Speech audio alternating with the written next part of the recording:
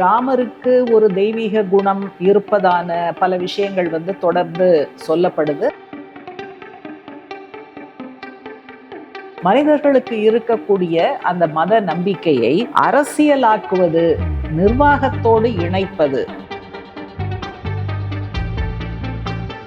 மக்களுடைய வாழ்க்கையை மேம்படுத்த அந்த குறிப்பிட்ட அரசாங்கம் என்ன திட்டம் வைத்திருக்கிறது, பிரச்சனைகளை தீர்க்க என்ன தீர்வை முன்வைக்கிறது அப்படிங்கறதெல்லாம் சொல்லித்தான் ஆகணும். மதம் மத வழிபாடுங்கிறது வேற, அரசியல் கட்சிகள் அரசாங்கம்ங்கிறது வேற.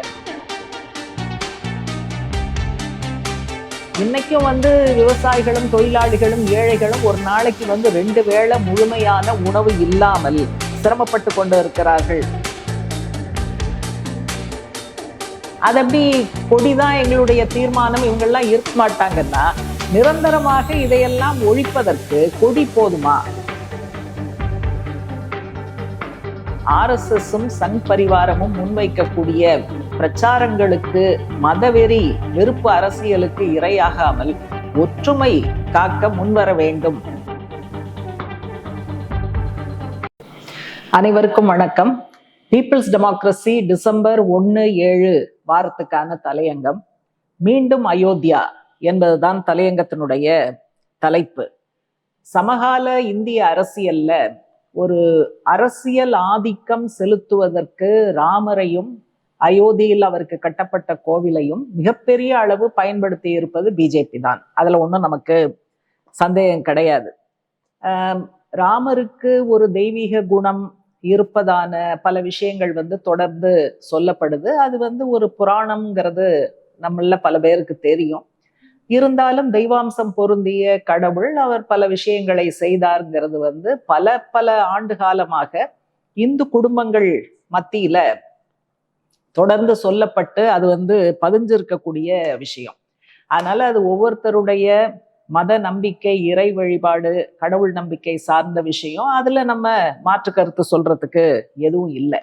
ஆனா பிரச்சனை எங்க இருந்து தொடங்குது? மனிதர்களுக்கு இருக்கக்கூடிய அந்த மத நம்பிக்கையை அரசியலாக்குவது, நிர்வாகத்தோடு இணைப்பது அப்படிங்கிறதுலதான் பிரச்சனையே வருது.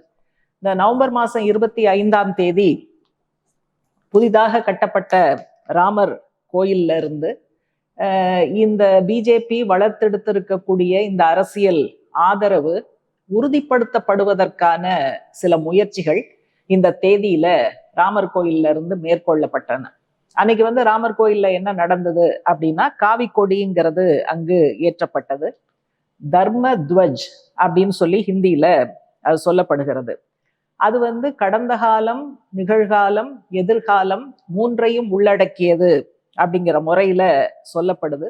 பிஜேபி ஆட்சிக்கு ஒரு 11 ஆண்டு காலம் ஆன பிறகு ஒன்றிய அரசாக இருந்து சாதாரண மக்களுக்கு, ஏழை எளிய மக்களுக்கு என்ன செய்தார்கள் என்பதை விட, அல்லது என்ன செய்ய போகிறார்கள் என்பதை விட, இந்த கடவுள், தெய்வம், மதம் அப்படிங்கிறத வச்சுதான் அவங்க அரசியல் செய்து கொண்டு இருக்கிறார்கள்.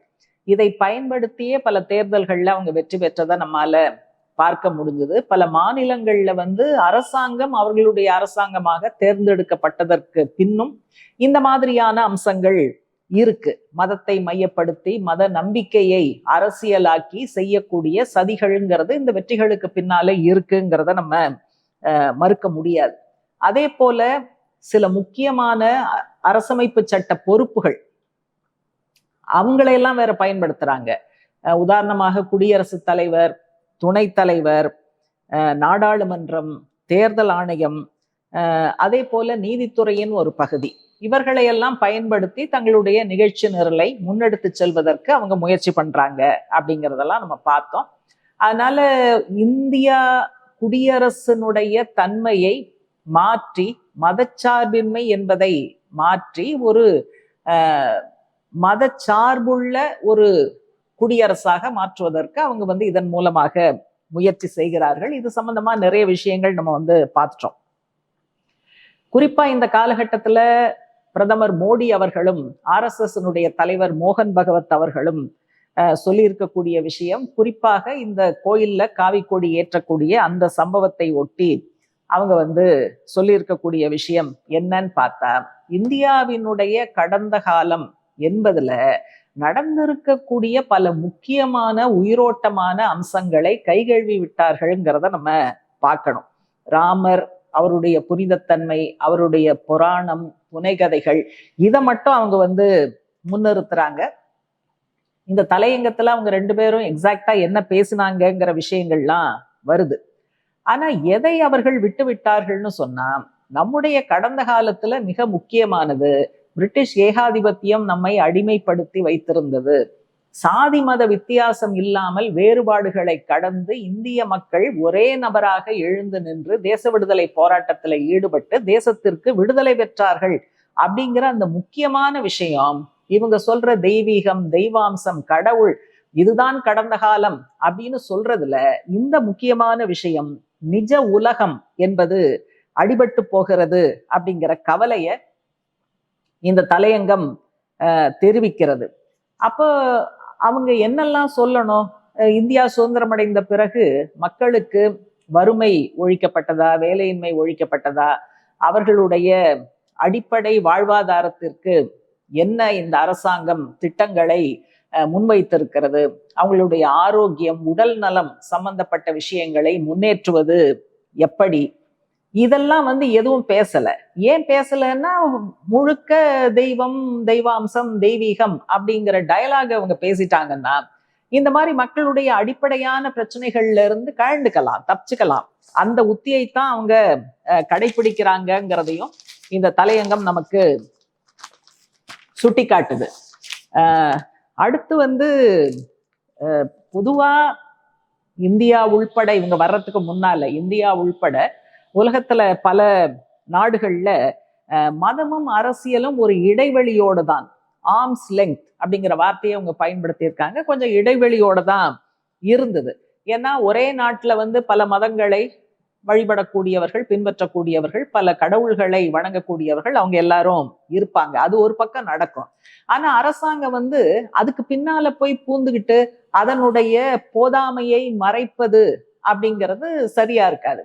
அவங்க ரொம்ப தெளிவா மக்களுக்கு முன்னால் மக்களுடைய வாழ்க்கையை மேம்படுத்த அந்த குறிப்பிட்ட அரசாங்கம் என்ன திட்டம் வைத்திருக்கிறது, பிரச்சனைகளை தீர்க்க என்ன தீர்வை முன்வைக்கிறது அப்படிங்கிறதெல்லாம் சொல்லித்தான் ஆகணும். அது சரியாகவும் இருக்கலாம், தவறாகவும் இருக்கலாம். ஆனா அப்படிப்பட்ட ஒரு அஜெண்டா அரசாங்கங்கள் கிட்ட இருந்து போகணும்.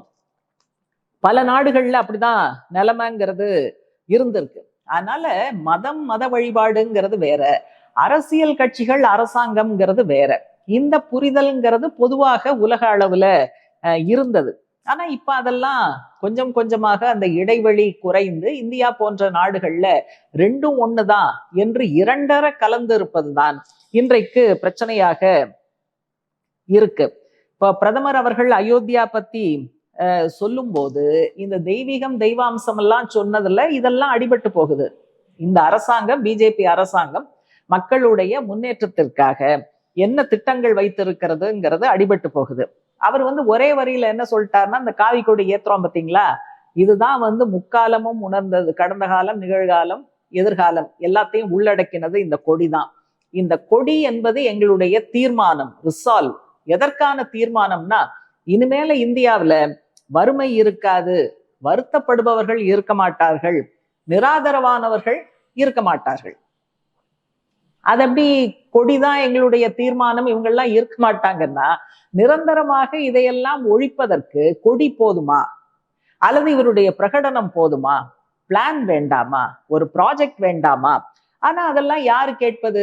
இந்த மாதிரி தெய்வம், தெய்வாம்சம், தெய்வீகம்னு பேசினா கேள்வி கேட்க முடியாது அப்படிங்கிற இடத்துக்கும் அவங்க கொண்டு வந்துட்டாங்க. அதனாலதான் ஒரு பக்கம் இந்தியாவில பொருளாதார இடைவெளிங்கிறது அதிகரித்து கொண்டு இருக்கிறது, சமத்துவமின்மைங்கிறது அதிகரித்து கொண்டு இருக்கிறது, வறுமை, வேலையின்மை உட்பட ஏராளமான பிரச்சனைகள் அதிகரித்து கொண்டு இருக்கிறது. அடுத்து பிரைம் மினிஸ்டரும் மோகன் பகவத்லாம் பேசும்போது அந்த பிரிட்டிஷ் காலத்துல கொண்டு வரப்பட்ட கல்வி முறை 1835 தாமஸ் மெக்காலே அவர் கொண்டு வந்த கல்வி முறை அது சரியில்லை அப்படின்னு சொன்னாங்க. ஆமா, அது பிரிட்டிஷ் ஏகாதிபத்தியத்தினுடைய நலன்களை மையப்படுத்தி தான் அன்றைய கல்வி முறை அல்லது கல்வி திட்டம்ங்கிறது கொண்டு வரப்பட்டது. அப்ப அது போகணும்னா என்ன பண்ணணும்னா, பிரிட்டிஷ் ஏகாதிபத்தியத்தை ஒழிப்பதற்கான முயற்சியில ஈடுபடணும். மற்ற பல அரசியல் கட்சிகள் முயற்சி பண்ணுச்சு, மக்கள்ல வந்து மிக பெரும் பகுதி அந்த தேச விடுதலை போராட்டத்துல ஈடுபட்டாங்க. ஆனால் இன்றைக்கு பிரிட்டிஷ் கல்வி முறையை விமர்சனம் செய்கிற பிஜேபியினுடைய தலைவர்கள் அன்றைக்கு ஏகாதிபத்திய எதிர்ப்பு போராட்டத்துல ஆர்எஸ்எஸ் போன்ற அமைப்புகளுடைய பங்கு என்ன அப்படிங்கிறத இன்னைக்கு வெளிப்படையாக சொல்ல முடியுமா? அப்ப நீங்க ஒரு கல்வி முறையை கிரிட்டிசைஸ் பண்றீங்க, அந்த கல்வி முறையை பின்பற்றிய ஒரு ஏகாதிபத்தியம், அதை எதிர்த்து போராடுவதற்கு உங்களுக்கு துப்பு இல்ல, எந்த வேலையும் அதை பத்தி செய்யல. ஆனா இப்ப நீங்க விமர்சனம் மட்டும் பண்ணுவீங்க அப்படின்னா அதுல வந்து என்ன நியாயம் இருக்கு அப்படிங்கிறதையும் நம்ம பார்க்க வேண்டியிருக்கு. கூட மோகன் பகவத் வந்து நாக்பூர்ல பேசும்போது மகாத்மா காந்தியை பயங்கரமா கிரிட்டிசைஸ் பண்ணாரு. ஏன்னா காந்தி என்ன சொன்னாரு, இந்துக்களுக்கும் முஸ்லிம்களுக்கும் பெரிய வேறுபாடெல்லாம் ஒன்றும் கிடையாது, இவங்க மத்தியில பிரிவினையை உண்டாக்கியதே வந்து பிரிட்டிஷாருடைய பிரித்தாளும் சூழ்ச்சி தான், அவங்க மட்டும் சூழ்ச்சி பண்ணலன்னா அவங்க எல்லாம் ஒண்ணு மண்ணுமா நல்ல ஒற்றுமையோட தான் இருந்திருப்பாங்க அப்படின்னு சொன்னது ஆர்எஸ்எஸ் அடிப்படையான நிகழ்ச்சி நிரலுக்கு எதிரானதாக இருக்குங்கிற ஒரே காரணத்தினால ரொம்ப கடுமையாக காந்தி அவர்களை மோகன் பகவத் விமர்சித்ததையும் நம்ம இப்ப சமீபத்துல நாக்பூர்ல அவர் பேசின உரையிலிருந்து நம்மால் புரிந்து கொள்ள முடியும். அப்ப 100 வருஷமா ஆர்எஸ்எஸ் இருக்கு என்று தம்பட்டம் அடிப்பவர்கள் இந்த 100 வருஷத்துல பிரிட்டிஷ் ஏகாதிபத்தியத்தை எதிர்த்து போராடல, தேச விடுதலை போராட்டத்துல உங்களுக்கு இடம் இல்லை, இப்ப வரைக்கும் பிரச்சனைகளை தீர்ப்பதற்கான எந்த திட்டமும் இல்லை. அப்ப 100 ஆண்டு கால பெருமைன்னா அவர்கள் எதை சொல்வார்கள் அப்படிங்கிறது ஒரு மிகப்பெரிய கேள்வியாக இருக்கு. அதனால வந்து நிஜ உலகில் மக்கள் இருக்கிறார்கள்ங்கிறத புரிஞ்சுக்கணுங்கிறது தான் இந்த தலையங்கம் திரும்ப திரும்ப சொல்லுகிறது. இது வந்து ராமரை பற்றியோ அல்லது கோவிலை பற்றியோ அல்லது மதத்தை பற்றியோ மத நம்பிக்கை பற்றியோ குறைத்து மதிப்பிட வேண்டும்ங்கிறது தலையங்கத்தினுடைய நோக்கம் இல்லை. ஏற்கனவே சொன்னதை போல அது அவரவருடைய விருப்பம், அவரவருடைய மத நம்பிக்கை, அது ஒரு பக்கம் இருக்கட்டும். ஆனா நிஜ வாழ்க்கையில இன்னைக்கு நமக்கு முன்னால ஏராளமான பிரச்சனைகள் வந்து விஸ்வரூபம் எடுத்து நிற்கும் போது அந்த பிரச்சனைகள் தீர்வதற்கு அனைவரும் ஒன்று சேர்ந்து போராட வேண்டும்ங்கிறது தான் மிக மிக முக்கியமான அஜெண்டா. இன்னைக்கும் வந்து விவசாயிகளும் தொழிலாளிகளும் ஏழைகளும் ஒரு நாளைக்கு வந்து 2 வேளை முழுமையான உணவு இல்லாமல் சிரமப்பட்டு கொண்டு இருக்கிறார்கள். லட்சக்கணக்கில் அந்த மாதிரியான எண்ணிக்கையில இந்திய மக்கள் இருக்கிறார்கள். அனைவருக்கும் கல்வின்னு நம்ம பேசிட்டு இருக்கோம். ஆனா அரசு பள்ளிகள் பல இடங்கள்ல நடத்த முடியாமல் மூடப்பட்டு கொண்டு இருக்கிறது அப்படிங்கிறது தான் நிஜ உலகத்துல நம்ம பார்க்கக்கூடிய விஷயம். அதே போல வேலை செய்வது அடிப்படை உரிமை அப்படிங்கிற அந்த இடத்துல ஏராளமான இளம் பெண்களும் இளைஞர்களும் வேலை கிடைக்காமல் நின்று கொண்டு இருக்கிறார்கள், தடுமாறி கொண்டு இருக்கிறார்கள். அப்ப அவர்களுடைய எதிர்காலம் என்ன அப்படிங்கிறது நிஜ உலகத்துல நம்ம சந்திக்கக்கூடிய பிரச்சனை. அதனால இந்த நிஜ உலகத்தை பார்க்க வேண்டும், புரிந்து கொள்ள வேண்டும். தெய்வம், தெய்வீகம், தெய்வாம்சம் எல்லாம் ஒரு பக்கம் இருந்தாலும் கூட இதுல வரக்கூடிய நிஜ உலகத்தில் வரக்கூடிய பிரச்சனைகளை நாம் தட்டி கேட்க வேண்டும், எதிர்த்து நிற்க வேண்டும். நமக்கான ஒரு பொன்னுலகத்தை படைக்க வேண்டும் என்று சொன்னால் சாதி மத வித்தியாசம் இல்லாமல் ஆர்எஸ்எஸும் சங் பரிவாரமும் முன்வைக்கக்கூடிய பிரச்சாரங்களுக்கு, மதவெறி வெறுப்பு அரசியலுக்கு இரையாகாமல் ஒற்றுமை காக்க முன்வர வேண்டும் என்று தலையங்கம் அனைத்து பகுதி மக்களையும் அறைகூவி அழைக்கிறது.